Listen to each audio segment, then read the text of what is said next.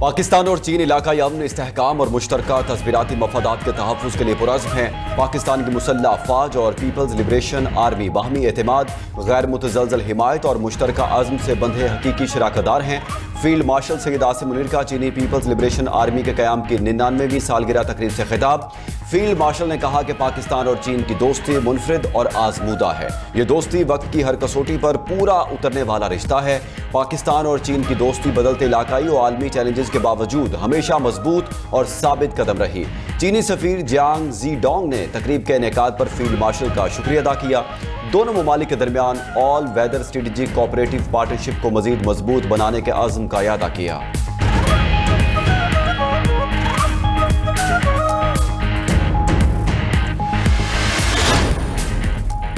امریکی صدر نے ایران پر نئے حملوں کا حکم دے دیا۔ ایرانی بجلی گھر، آئل ریفائنریز اور توانائی تنصیبات اہداف میں شامل۔ کابینہ اجلاس میں گفتگو کرتے ہوئے ڈونلڈ ٹرمپ نے کہا کہ ایران کو نہایت طاقتور حملوں سے نشانہ بنائیں گے۔ ایک وقت آئے گا جب ایران کی بس ہو جائے گی۔ ٹرمپ کا ایران پر وعدوں سے پھرنے اور غلط بیانی کا الزام۔ امریکی اخبار وال اسٹریٹ جرنل نے دعویٰ کیا ہے کہ امریکہ ہفتے کے آخر میں ایران پر حملے کر سکتا ہے۔ امریکہ کا مقصد دباؤ بڑھا کر ایران کو مذاکرات کی میز پر لانا ہے۔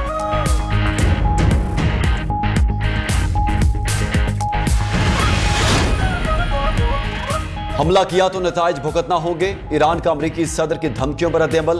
خاتم الانبیاء بریگیڈ کے اعلیٰ کمانڈر میجر جنرل علی عبداللہی کا کہنا ہے کہ جارحیت کر کے بھاگنے کا دور ختم ہو چکا۔ غلط اندازوں پر مبنی کسی بھی کارروائی کا بھرپور جواب دیا جائے گا۔ دشمن کے فوجی ساز و سامان میں کفن بھی شامل ہونا چاہیے۔ ایرانی فوج نے جارحیت کا مقابلہ کرنے کا منصوبہ تیار کر لیا۔ ادھر پاسداران انقلاب نے خلیجی توانائی تنصیبات کو ممکنہ اہداف قرار دے دیا۔ کہا کہ Qatar, U A E, Kuwait, Bahrain اور اسرائیل کی توانائی تنصیبات ایرانی میزائلوں کے نشانے پر ہیں۔ ایرانی اسپیکر باقر کالیباف کا کہنا ہے کہ ایران جنگ جیت چکا ہے۔ کامیابی کو مضبوط اور محفوظ بنانے کی ضرورت ہے۔ مضبوط اور طاقتور ایران میں مکمل اتحاد ہے۔ ایران رکن پارلیمنٹ ابراہیم رضائی نے کہا، امریکی حملے کی صورت میں پورے خطے کو پتھر کے دور میں پہنچا دیں گے۔ تعطیلات کے دوران ایران کو جھکانے کا خیال خام خیالی ہے۔ برطانیہ کا ایران کے خلاف جنگ میں شامل نہ ہونے کا اعلان۔ برطانوی وزیر خارجہ کا ایرانی ہم منصب سے ٹیلی فونک رابطہ۔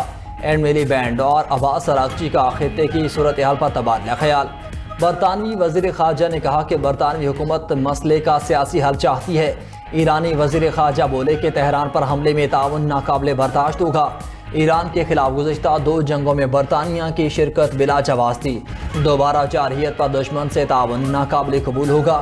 خطے میں موجود صورتحال امریکہ اور اسرائیل کی جارحیت کا نتیجہ ہے۔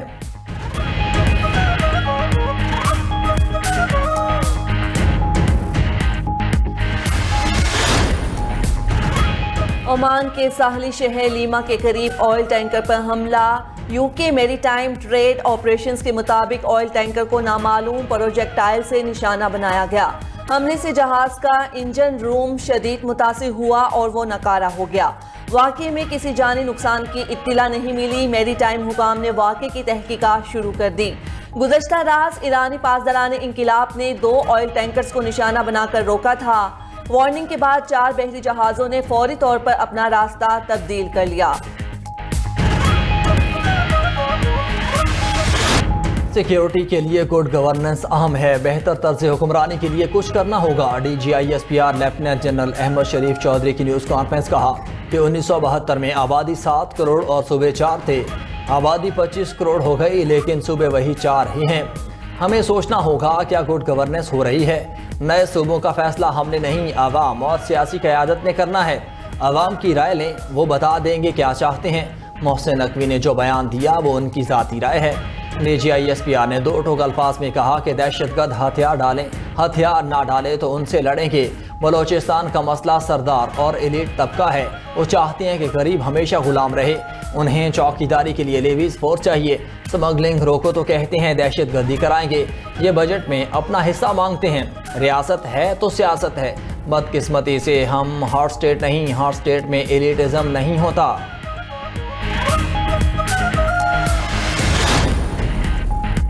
D G I S P R نے جو کہا اس کی مکمل توثیق کرتا ہوں، مگر وزیر داخلہ کا بیان کا ایک سیاسی پہلو ہے۔ سیاسی جماعتیں اس طرح کام نہیں کر پائیں جس طرح کرنا چاہیے تھا۔ وزیر دفاع خواجہ آصف کا رد عمل، بولے اس وقت ہائیبرڈ نظام چل رہا ہے، اس نظام کی کامیابی میں ہی ہماری نجات ہے، موجودہ سیٹ اپ کے جانے کی کوئی نشانیاں نہیں۔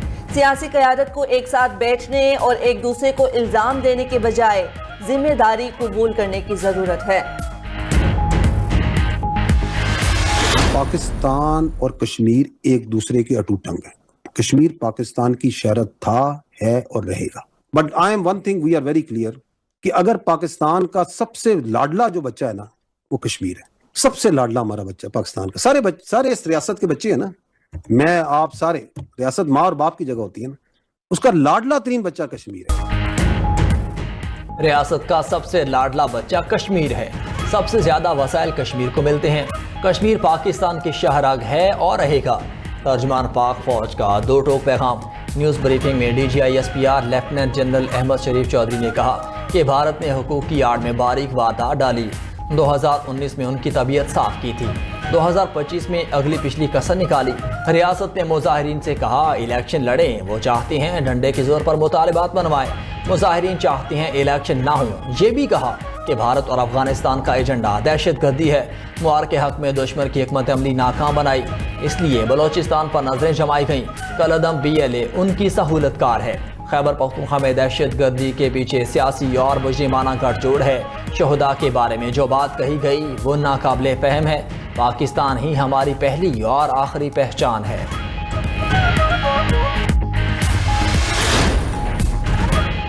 پاکستان کی فوج ہماری ریڈ لائن ہے، کشمیر کی سرحد پر کھڑا سپاہی صرف سرحد کی حفاظت نہیں کرتا بلکہ اپنی جان خطرے میں ڈال کر پاکستان کی حفاظت کرتا ہے۔ چیئرمین پیپلز پارٹی بلاول بھٹو کا کہنا ہے کہ ہمارے سپاہی کسی سیاسی بحث کا نشانہ نہیں بننے چاہیے۔ شہید فوجیوں اور پولیس کے جوانوں کی قربانیوں کو کبھی نہیں بھلایا جا سکتا۔ مظفر آباد کے عوام 2 اگست کو باہر نکلیں اور تیر پر مہر لگائیں۔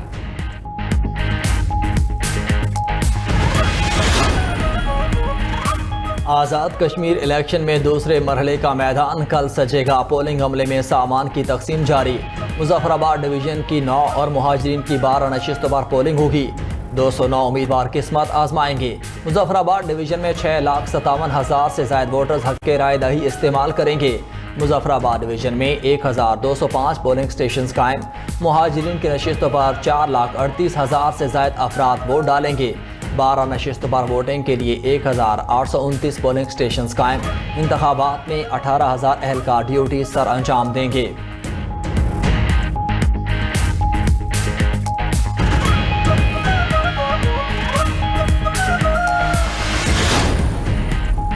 پاکستان ہے تو سب کچھ ہے۔ مسلم لیگ نون کارکردگی کی بنیاد پر آزاد کشمیر کے انتخابات میں کامیاب ہوگی۔ صوبائی وزراء رانا سکندر حیات اور فیصل ایوب کھوکر کی لاہور میں نیوز کانفرنس۔ رانا سکندر حیات بولے کہ نون لیگ کی حکومت ملک بھر میں سینکڑوں ترقیاتی منصوبے لائی۔ فیصل ایوب کھوکر نے کہا مخالفین کا کام صرف تنقید کرنا ہے، عملی طور پر دکھانے کے لیے ان کے پاس کچھ نہیں۔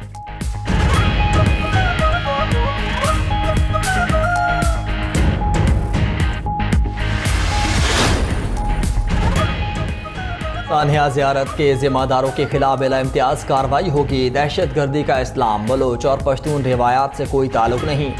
وزیر اعلیٰ بلوچستان میر سرفراز بگٹی کا زیارت میں تقریب سے خطاب، کہا کہ دشمن کے پروپیگنڈے کا حصہ بننے کے بجائے ریاستی اداروں کا ساتھ دینا ہوگا۔ شہداء قوم کا فخر اور ہمارے ماتھے کا جھومر ہیں، ان کی قربانیاں ہمیشہ یاد رکھی جائیں گی۔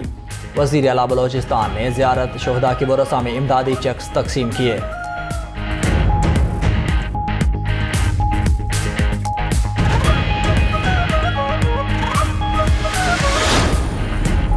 پنجاب میں 3 سال میں 7 ارب 10 کروڑ ڈالرز کی سرمایہ کاری کا منصوبہ ہے۔ پنجاب کو معاشی نمو کی نئی حدود تک لے جانا ٹیکنالوجی کے بغیر ممکن نہیں۔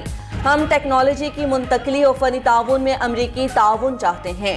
وزیر اعلیٰ مریم نواز کا لاہور میں امریکی بزنس وفد سے خطاب، کہا کہ سرمایہ کاری، ٹیکنالوجی اور جدت کو آگے بڑھانا چاہتے ہیں۔ پنجاب سرمایہ کاروں کو 1 ونڈو حل پیش کرتا ہے۔ تعمیرات، زراعت، صحت، EV ٹیکنالوجی میں تعاون کے وسیع مواقع موجود ہیں۔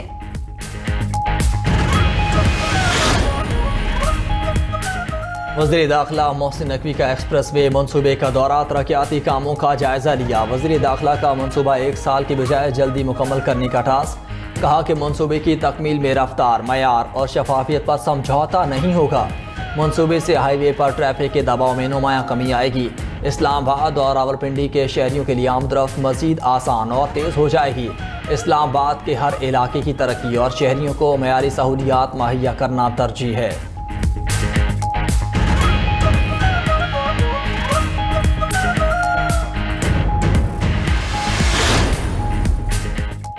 براڈ پیک پر لاپتہ کوہ پیماؤں کی تلاش کے لیے دوسرے روز بھی ریسکیو اینڈ سرچ آپریشن جاری۔ پاکستانی کوہ پیما سرباز خان سمیت بین الاقوامی کوہ پیما بھی مشن میں شریک۔ لاپتہ کوہ پیماؤں کی تلاش کے لیے ڈرونز کا استعمال، پاک فوج کا ہیلی ریسکیو مشن بھرپور مدد کر رہا ہے۔ گزشتہ روز 3 کوہ پیماؤں کی لاشیں اسکردو منتقل کی گئی تھیں۔ عمانی، نیپالی کوہ پیما اور امریکی خاتون کی لاشیں ملی تھیں۔ 5 نیپالی، 1 پاکستانی اور 1 چینی کوہ پیما تاحال لاپتہ۔ براڈ پیک پر برفانی تودے کی زد میں آ کر 10 کوہ پیما لاپتہ ہو گئے تھے۔ لاپتہ کوہ پیماؤں میں معروف نیپالی کوہ پیما نمس اور پاکستانی کوہ پیما سہیل سخیبی شامل۔ بہاولپور سے رکن قومی اسمبلی ملک اقبال چنر انتقال کر گئے۔ ملک اقبال چنر دماغی شریان پھٹنے سے ICU میں زیر علاج تھے۔ Malik Iqbal Channar deputy speaker Punjab assembly Zaheer Iqbal Channar کے والد تھے۔ وزیر اعظم شہباز شریف کا ملک اقبال چنر کے انتقال پر اظہار افسوس، کہا ملک اقبال چنر پارٹی کے مخلص اور نظریاتی کارکن تھے۔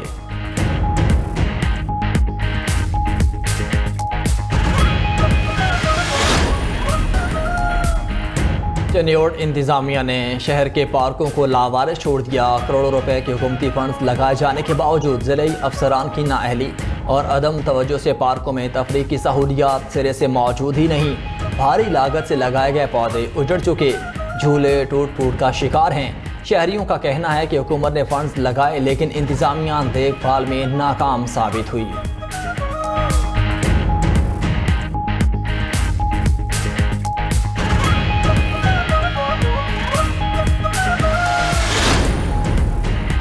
اوگرا نے اونٹ کے منہ میں زیرہ کی ضرب المثل درست ثابت کر دی۔ پیٹرول صرف 12 پیسے اور ڈیزل 66 پیسے سستا۔ معمولی کمی سے پیٹرول کی نئی قیمت 336 روپے 3 پیسے فی لیٹر ہو گئی۔ ڈیزل کی قیمت 392 روپے 38 پیسے فی لیٹر مقرر۔ ادھر اوگرا نے LPG کو بھی کمائی کا ذریعہ بنا لیا۔ LPG 13 روپے مہنگی ہو کر 254 روپے کلو تک جا پہنچی۔ گھریلو سلنڈر 152 اور کمرشل سلنڈر 585 روپے مہنگا۔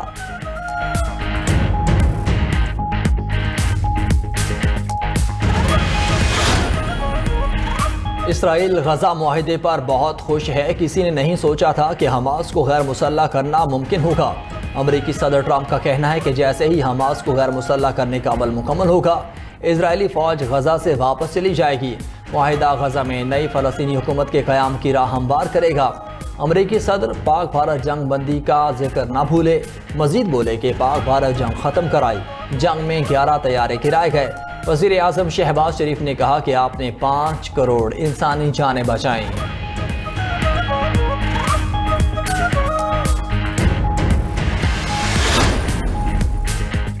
خدا نہ کرے امریکہ اور چین کے درمیان کوئی تنازع ہو۔ امریکی وزیر خارجہ مارکو روبیو کا کہنا ہے کہ امریکہ اور چین کے درمیان کسی بھی قسم کا فوجی یا معاشی تنازع پوری دنیا کے لیے تباہ کن ثابت ہوگا۔ دونوں ممالک کے درمیان تعلقات کو سنبھالنا ایک پیچیدہ سفارتی چیلنج ہے۔ ملکی قومی مفادات پر کسی قسم کا سمجھوتا نہیں کیا جائے گا۔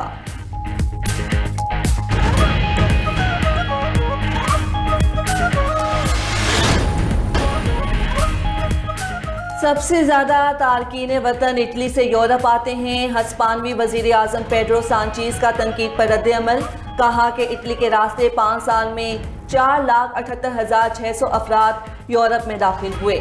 یونان کے راستے 2,59,800 افراد غیر قانونی طور پر یورپ پہنچے۔ یورپ کو تقسیم کرنے کے بجائے متحد رکھنے کی ضرورت ہے۔